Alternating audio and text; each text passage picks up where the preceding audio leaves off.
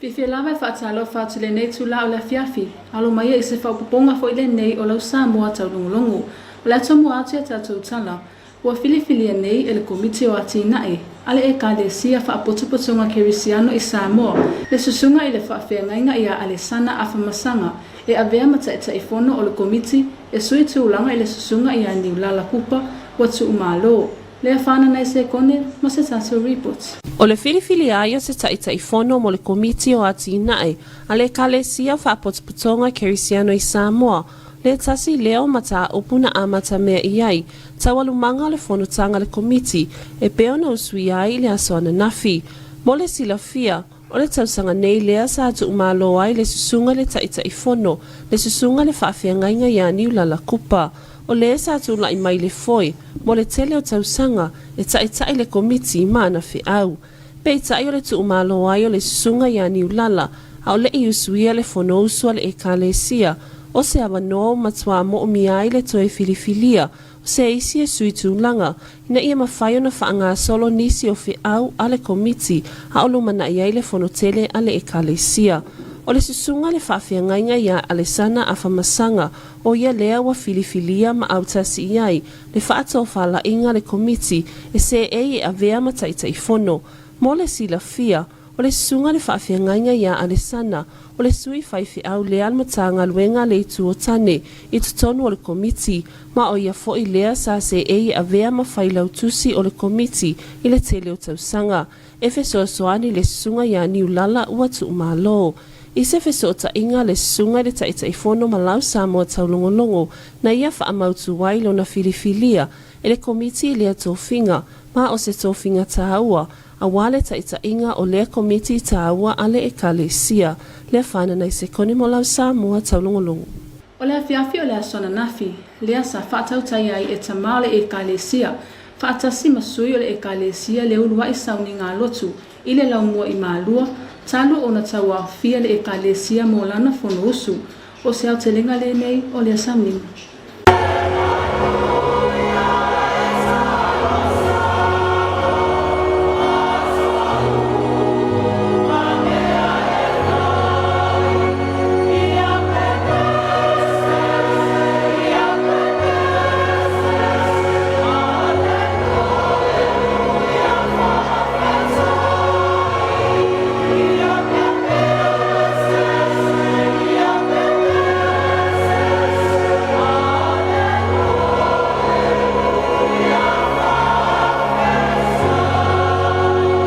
Senga malia ia mavivi ingo le atua, na longo ai tafa umo le maota iupeli malua, a whaatino le ulua i tapua inga i le atua, a ta maa le ekalesia whaapea le ekalesia wau, talua na tawa o fia mola na fonotele o le nei tausanga. E ese fo ilangona ai meise o le papai mai o le mamalo le atua, i ona tangata, a o whaanono manu, na ia manuia le fono usua le ekalesia mo le nei fo i tausanga, o le susunga le toia ina, o le pulenga le itua sau, au le sui foi o le komiti o mata o putau le au whai ngā luenga mata ngā luenga le itua tane, le susunga le toia ina ia amu ia sewala, sa ta ita ia le nei sau ninga taua. O le fasili, o le ai mo mia e le tua, o le ai mo mia e le tua, mele, e mo mia e le tua, le ola au ona. Mo mia le tua le ola au. O lana whao o onga leo.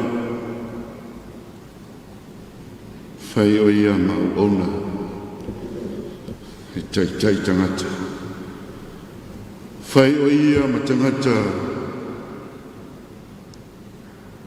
Na te tautuaina i tangata. Na o lava. Lana tautua ma le aulanga. I le sātauru.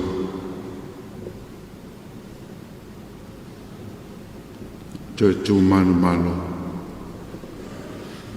E pai o le kalesia. Ma malo la us fono. O le fono uso le kalesia ni tausanga. Tato whenua i le lofo tu nōne, tua sina mai o whonga pula ato mata. E ule tau singa le tua ia tato. Mai where soi fume le ola. Wow, ona le tua ia tato. Sa awai lea sauninga tamale e kālesia, i susunga i toi ina mo lātou whaletua, o le nofua whaawhiangainga mo lātou whaletua, le ngata i Samoa nei, ai whaapea fo i lātou na malanga mai atu nu e mamau, sa mawhaio na awai suyo le e kālesia ma le ausu fono, e moli mawina le nei sauninga, o le manatu mawalunga i tamale e kālesia, e au lava na tu i le atua le whaamoe moe le fono tele, e manu iai lona ngā solonga mo le nei lua vai aso, le whane nei se kone mo lau Samoa Taulogologo. Ua whaalia le anganga whangai e tia o tangata lotu ma le e kālesia, ina ua mawhai o na whaatau nuu le fono tele o le nei tausanga, ai maise o le avanoa ua mawhai o na awa iai suia le e kālesia mai atu nuu e mamau, o se ripoti le nei mea lea whana nei se kone. O le aso le aso lona lua le fono tele le EFKS, o lo au suia i lona lau mua i malua. Ma le wainga lava le fia le taupati o tangata lotu le EKS, e toi whaatino le masani a le EKS EFKS au, e alai le usui ai o lana fono tele. Sa maua le avanoa lau Samoa Taulogologo, e whaatalatala no ai nisio au na le atua, e maisi o nisio sui awai mai atunu e mamau ma Samoa nei. Le fia telo le loto vale via e le atua ona o mawhai o toi whaatau muina le usui o whana usua le kālesia le lamoa nei e peo na masani ai o le tūlanga e le penga tawha i langi sa penga iai ma le whono tanga le kālesia e lua mo vai atu ia e te le lavona whaafita uli te le whoi o na whaingata ma se mātou nei e whafo ona e o meo fisota inga lapa o le taimi ua langona mai o le taimi ua le langona o le taimi ua matua mai atu le pa ia man whaafonga mai atu tunu ma le kālesia ua matua le loa mai nama se atu peita ua langona le whaafita i le atu le o tau suia le whuntanga le kālesia ui lava e leo le masina e masani ai ia o tau whārawa ta mao le kālesia ia leo whainto e whaatau ina le whuntanga le kālesia tele lava i le atua. Sa whaali e fo ia sia le vaatango o le sui ma le pulenga Waitakere. Langona fia malangona o le whahaitia. Awa o langona sa moe a fusia i loto mamanatu. O a fea ea e tu vai ai malai o le kālesia nei. Petaiane sa sai langona le na pui vai tau ona le taimi o komi. Ia ai o fia ona o maua le nei awa noa wha au. Ia e mawhai ai ona ho mai se i vaai ia ma au ai foi e ona iai le ona tanga ua au ai mai ai le vai tau. Sa zauno foi se tasio tina me le EFKS Green Bay. Oli ai o tai ma fa tai le li. Ye ui ai fa mai no me fa pe na e sala ngona. Ye ale a mo fa tau ni na mai fia. O mai fo ile la fa no ale. Ta tau la mo ne e sa e ta pe pena le usu fono. Ai me sele ma tau au ai mai ai li tau singole. Fono ma tau fo pulenga i Waitakere. Samoa se molimau mai se tasio sui Samoa nei mai le pulenga a salenga. Ke awa ia o sau bisa vai. Pulenga ngi salenga. Ya, isia nga o ko fa ko mo ia fa mo le kālesia. Kong fo yo kula ka usanga ko fa me ia ku ku ka mi masa. Ya ale. De ki nga fa ka ile ku le wo. Fa ka mo ia fa mo nga fo yo. Ka ku kālesia fo ala langa fon kele ngi ka usanga. Le whana nei se kone mo lau Samoa Taulogologo. Mai nisia tātou tala, ua tau no umanuia le wha moe moe, e pei ona sa awa i aila na fionga i lea mamalu o le malo o Samoa, lea fionga i atu i malele i whano wa le tu asoalo vi le lua, whaatasi mata i tai o le malo o lalolangi, awa le tu umalo ai o le tuputa mai tai ai Elisabeta le lua, o se atelenga le nei i le report.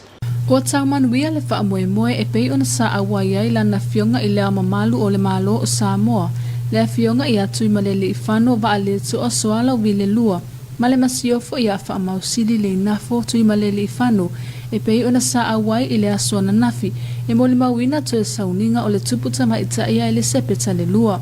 Sama fai on awai fa atasi ile fa moe ile ngata ita o malo o le taupulenga ai sama fai on awai le tele o ita o malo o le lalolangi o le awai ai o la nafionga ile ama malu o le malo male masiofo ile fa moe o se avanoa e fai ai masui o tangata nu o le malo o Samoa e moli mawina to e taimi o le tuputa maitai. Sama fai o na maua le avanoa ale au malanga e asiai no fuanga sata o tuai le sa o le tuputa maitai ma faatino ai la lato tu la i faaloalo. Mana tuai le sa o tawa o le neitina e le ngata mo Peritania ai faapea foi i Samoa nei. Sama fai o na maua le lao e tu siai lo faanga ma faa maisenga ale malo o Samoa e tawala atu i lana fionga i le ama malu o le malo. I le api o faa mafananga mo le ainga tupu ona o le tu malo o le tuputa maitai. O le au malanga sa awai i le faa moe e au fia i le au mamalu o le malo marana masiofo o le ofisa sili langolango o le tangaluenga o le va i fafo Samoa i atensa solofa o le ali i malu o le malo i a Norman tua falemeni Ryan Manu lewa faa pea le ofisa sili o le matangaluenga o le palembia mana kapeneta le afionga i a ngafili tome mano siem leo. O se wala aulia ale malo o Australia sama fai ai o na malanga fa atasi ma le ama malu o le malo malana masiofo fa atasi mata itai o Solomona tu walu ma Papua New Guinea. Tatalo kitiona wala Samoa. Male a faya sina tato malolonga pupu o na tue tali umai lea ngana fa Britannia. We're going to have some short commercial break, then we'll be back.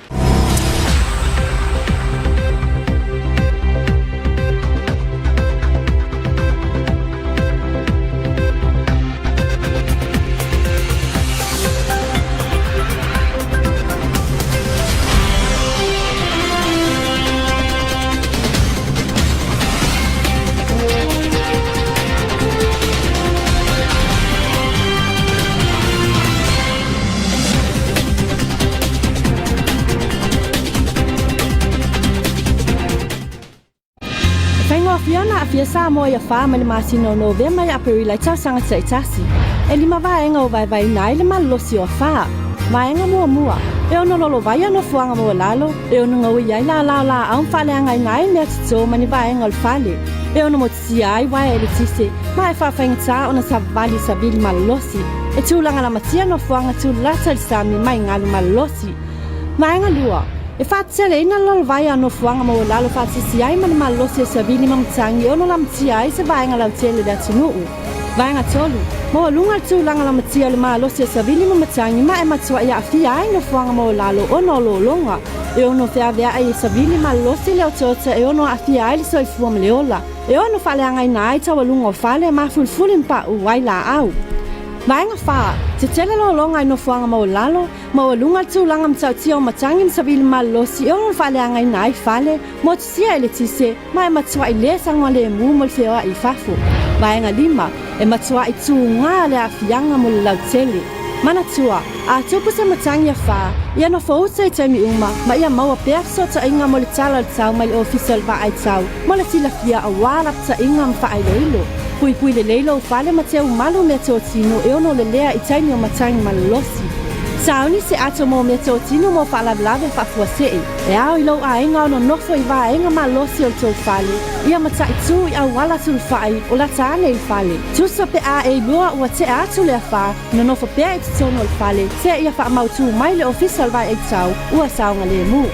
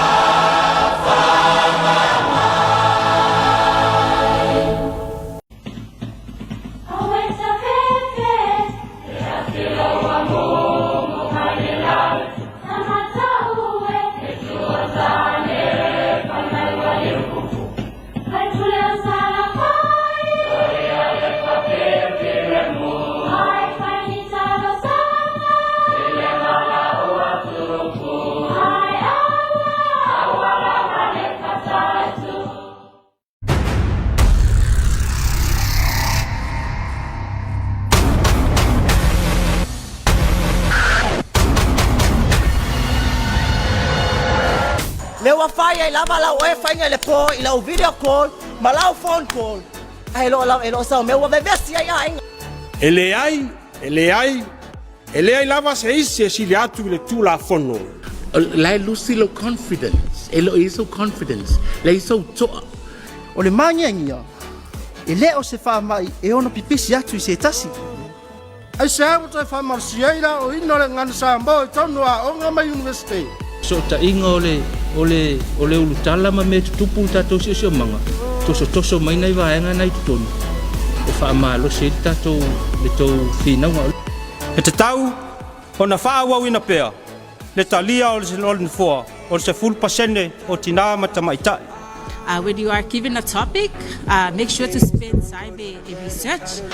Ia e tau nu ai le ngana tamaiti. E le ngase le uso le oa. Just keep your faith and search for the fountain. Time is of the essence, the blood running through our core. It's best to not feel sorry when it's over.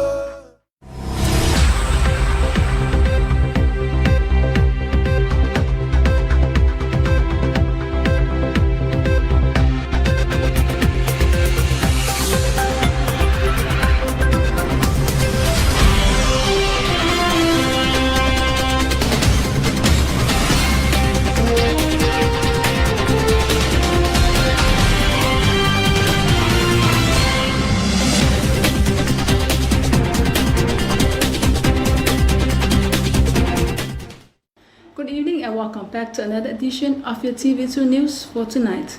Leading our bulletin, the Congregational Christian Church of Samoa Development Committee has voted Reverend Alisana Afamasanga as the new chairman to be in charge, replacing the late Reverend Niulala Cooper. Lefanana Sekone with more on this report. Voting of a new chairman for the CCCS Development Committee was one of the major tasks that started off the committee's meeting yesterday. The late Reverend Niulala Cooper was the former chairman who was in charge for leading the committee over the past decades, was laid to rest this year. The position was need to be fulfilled for the completion of the committee's task before the annual conference commenced next week. Reverend Alisana Afamasanga is now voted by the committee's members to be the new chairman. He was the member of the committee representing the Utuotane district, and he was formerly taking the role of a committee secretary for the past years. During an interview on telephone, the new chairman confirmed to our TV2 News his new position, and it was an honor for him to be selected to lead the Development Committee. Lefanana Sekone for your TV2 News. Yesterday evening, the CCCS church elders, together with the church members, have conducted a first church service in Malua since the church gathered for its annual conference. Here's more on this report.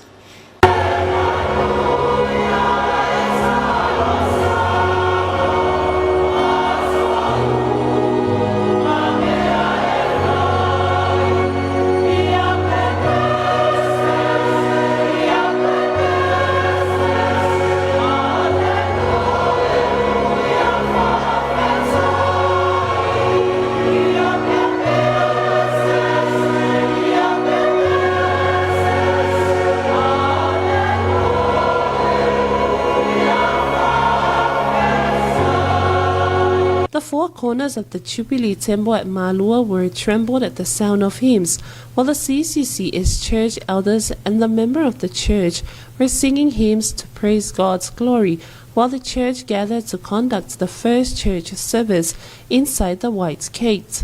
Since the church gathered for its annual conference for 2 weeks, the service was led by Reverend Elder Amuia Sewala.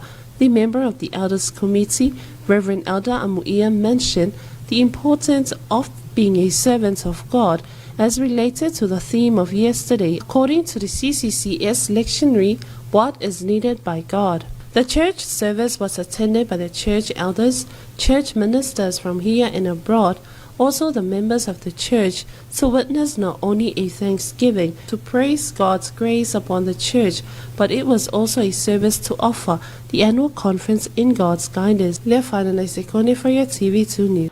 The church members who are in the white gate expressed their gratitude for the opportunity that the church had to conduct its annual conference, especially the church members overseas have also participated. Here's more from Leafana Naisekuni. Today is the second day for the Congregational Christian Church Samoa's annual conference. The scenery in Malua Theological College compound was those happy faces with big smiles and hearts full of thankful, because God's timing is always a time for His children to get together and be grateful for what is provided for us. During a compound talk from church ministers and some participants from overseas and Samoa highlighted the feeling of excitement when this year's annual conference took place as usual. Apart from the last 2 years, the conference occurred using Zoom. As mentioned by Reverend Filimoni Tuingamala, it was not the same. There are so many difficulties due to poor connections and so forth. But this year it's God's will for our annual conference to be held in Malua as usual. From the representatives from different districts, it's always an honor to be part of this conference because it is one of the most important times in the CCC's calendar. Lefana Naisekone for your TV2 News. In other news, the Samoa head of state, His Highness Sumaleli Fano Vaaleto Aswalawi II, joins leaders from around the world at the Westminster Hall in London in the United Kingdom to pay their respects to Queen Elizabeth II. Here's more on this report. Samoa's head of state, His Highness Tuimaleli Fano Vaaleto Aswalawi II, and His good lady Masiofo Famausili Neinafo Tuimaleli Fano yesterday attended the state's funeral of Her Majesty Queen Elizabeth II held at the Westminster Abbey. They joined heads of states and governments of Commonwealth Pacific countries and more than 500 other world leaders at Her late Majesty's funeral service, and later attended a reception hosted by the Secretary of State for Foreign, Commonwealth and Development Affairs. The head of state and his Masiofo paid their respects on Sunday as they witnessed Her late Majesty's coffin lying in state in Westminster Hall for the last night before her state funeral.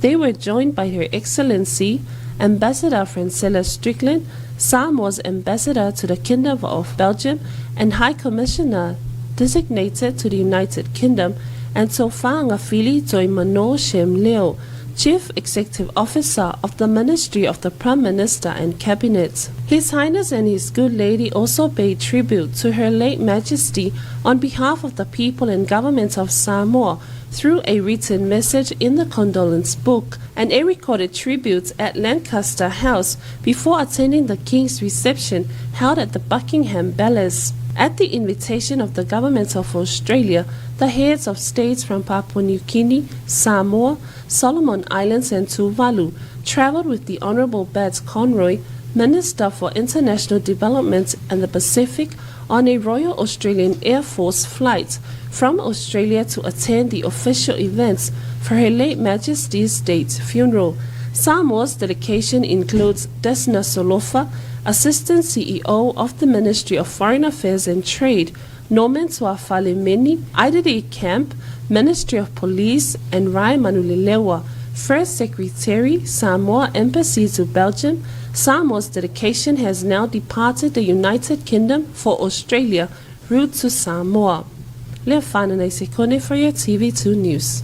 And that is the conclusion of your TV2 News for tonight. Special acknowledgements to the Samoa Water Authority for supporting your TV2 News. Until then, good night. Malefai unga le nao lau Samoa Taulogologo le nei tula o le afiafi, whaaleuina le anganga whaftai i le pūlenga o suavai, mo laulangoina o lau Samoa Taulogologo. Ai man bia whaasausaunga le afiafi, tō whaasoifo.